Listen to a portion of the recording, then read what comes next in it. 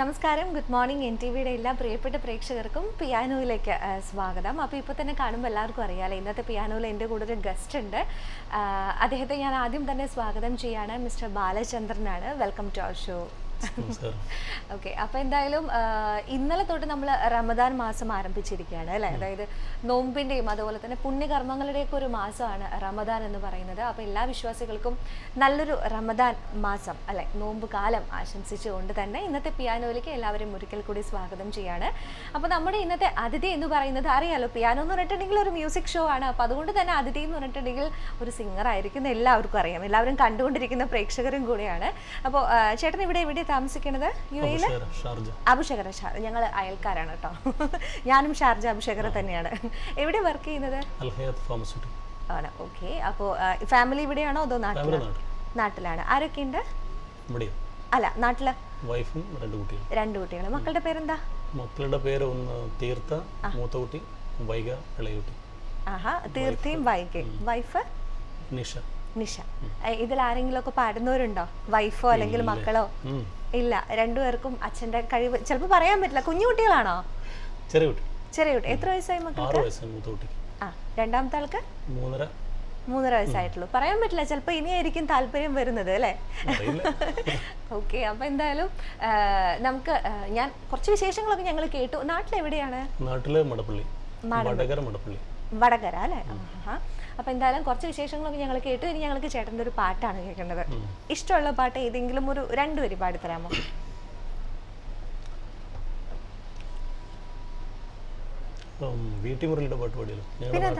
തീർച്ചയായിട്ടും പാടിക്കോളൂ.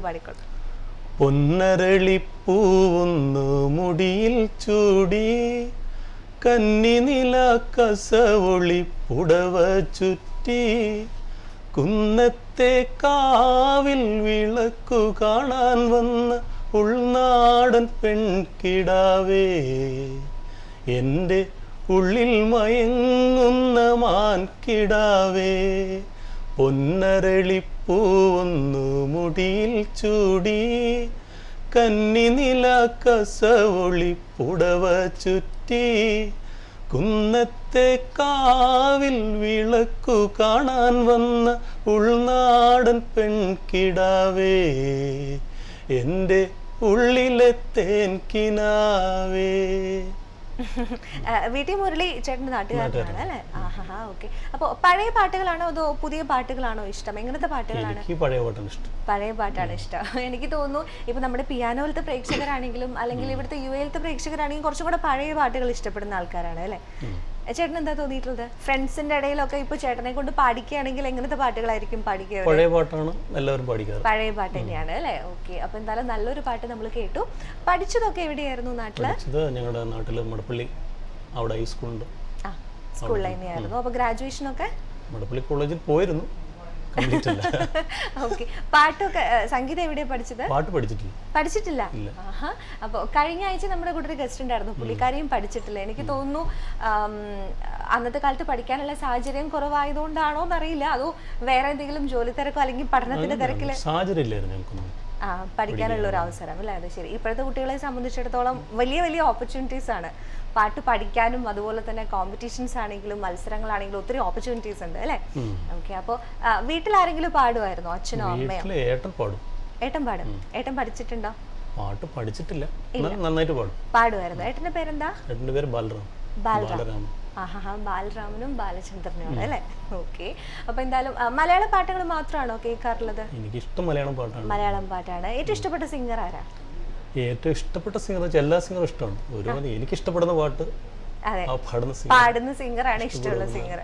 ഓക്കെ, അപ്പൊ എന്തായാലും നമ്മൾ നല്ലൊരു പാട്ട് കേട്ടു. ഇനി ഞങ്ങൾക്ക് മറ്റൊരു പാട്ടും കൂടെ കേൾക്കണം. ഇഷ്ടമുള്ള ഒരു പാട്ടിന്റെ ഒരു 2-3 വരി. വേണുഗോപാലിന്റെ പാട്ട് പാടി. തീർച്ചയായിട്ടും, എനിക്കും ഇഷ്ടമുള്ള ഒരു സിംഗറാണ്. പാടിക്കോളൂ.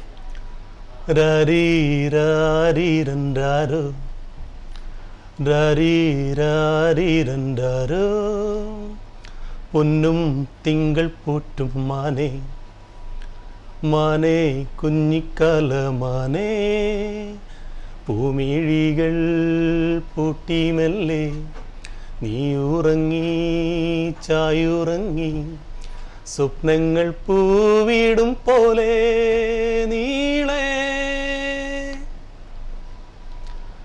വിണ്ണിൽ വെന്താരങ്ങൾ മണ്ണിൽ മന്ദാരങ്ങൾ പൂത്തു വെൺതാരങ്ങൾ പൂത്തു മന്ദാരങ്ങൾ പൊന്നും തിങ്കൾ പോറ്റും മാനേ മാനേ തിങ്കൾ കലമാനേ. പിന്നെ പാടണം? പാടിക്കോളൂ, കുഴപ്പമില്ല. ചേട്ടന് ഇത്തിരി ടെൻഷനാണ് അല്ലേ, നെർവസ് ആണ്, അതുകൊണ്ട് തന്നെ എന്താ പറയാ കുറച്ചും കൂടെ പാടിക്കോളൂ. എനിക്ക് അതിന്റെ സെക്കൻഡ് ഹാഫ് ആണ് ശരിക്കും ഇഷ്ടം. ഈ മലർ കയ്യിൽ സമ്മാനങ്ങൾ എന്നോമൽ കുഞ്ഞിനാരെ തന്നു, നിന്നീളം ചുണ്ടിൻ പുന്നാരങ്ങൾ കാതേറ്റു കേൾക്കാനാരോ വന്നു, താലോലം തപ്പ് കൊട്ടിപ്പാടും താരാട്ടിന്നീണവുമായി വന്നു, താലോലം തപ്പ് കൊട്ടിപ്പാടും താരാട്ടിന്നീണവുമായി വന്നു, കാണാതെ നിൻ പിന്നാലെയായി കണ്ണാരം പുത്തും കുളിർ പൂന്തന്നലായി പൊന്നും തിങ്കൾ പോറ്റും മാനേ മാനേ കുഞ്ഞിക്കലമാനേ. ഭൂമിഴികൾ പൂട്ടിമെല്ലെ നീയുറങ്ങി ചായുറങ്ങി, സ്വപ്നങ്ങൾ പൂവിടും പോലെ നീളേ വിണ്ണിൽ വെൺതാരങ്ങൾ മണ്ണിൽ മന്ദാരങ്ങൾ പൂത്തു വെൺതാരങ്ങൾ പൂത്തു മന്ദാരങ്ങൾ പൊന്നും തിങ്കൾ പോറ്റും മാനേ മാനേ തിങ്കൾ കലമാനേ. എനിക്കിഷ്ടമുള്ളൊരു പാട്ടാണ്, അതുകൊണ്ടാണ് ഞാൻ അങ്ങനെ കൂടുതൽ പഠിച്ചുകൊണ്ടിരിക്കുന്നത് കേട്ടോ. ശരിക്കും എന്താ പറയാ, മോഹൻ സിത്താര എന്ന് പറയുന്ന ഒരു മ്യൂസിക് ഡയറക്ടറിന്റെ ഒരു ബ്യൂട്ടിഫുൾ കോമ്പോസിഷൻ അല്ലേ?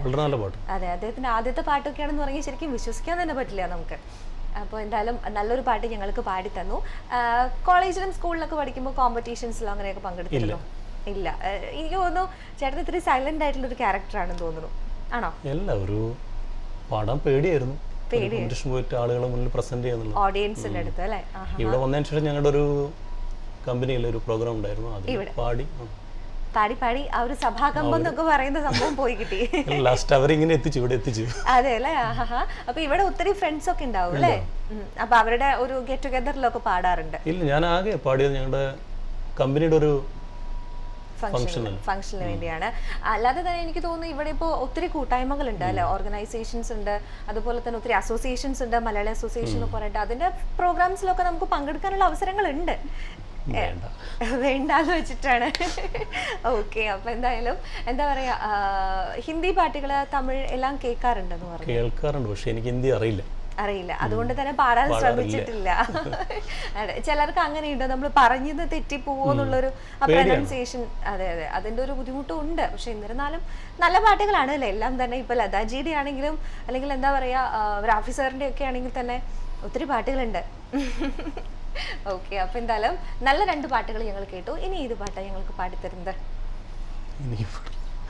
ഇനി അങ്ങനെയാണെങ്കിൽ നമുക്കൊന്ന് ട്രാക്ക് വെച്ചിട്ട് മുഴുവനായിട്ടൊരു പാട്ട് പാടാം. ഏത് പാട്ടാ പാടുന്നത്?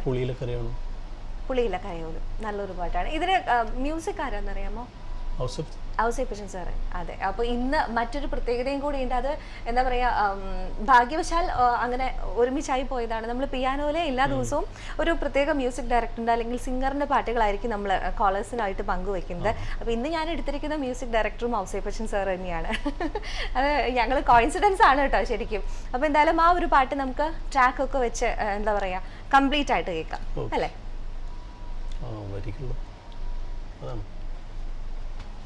ഇല്ല. ഓക്കെ, അപ്പോൾ ഒരു കാര്യം ചെയ്യാം, നമുക്ക് ചെറിയൊരു ഇടവേളയ്ക്ക് ശേഷം നമുക്ക് തിരിച്ചെത്താം. തിരിച്ചെത്തിയതിന് ശേഷം ഞങ്ങൾ പറഞ്ഞ പോലെ തന്നെ ട്രാക്കൊക്കെ വെച്ച് ഈ ഒരു പാട്ട് മനോഹരമായിട്ട് ബാലചന്ദ്രൻ നമുക്ക് വേണ്ടി പാടിത്തരും. ഒരു ചെറിയൊരു ഇടവേളയ്ക്ക് ശേഷം തിരിച്ചെത്താം.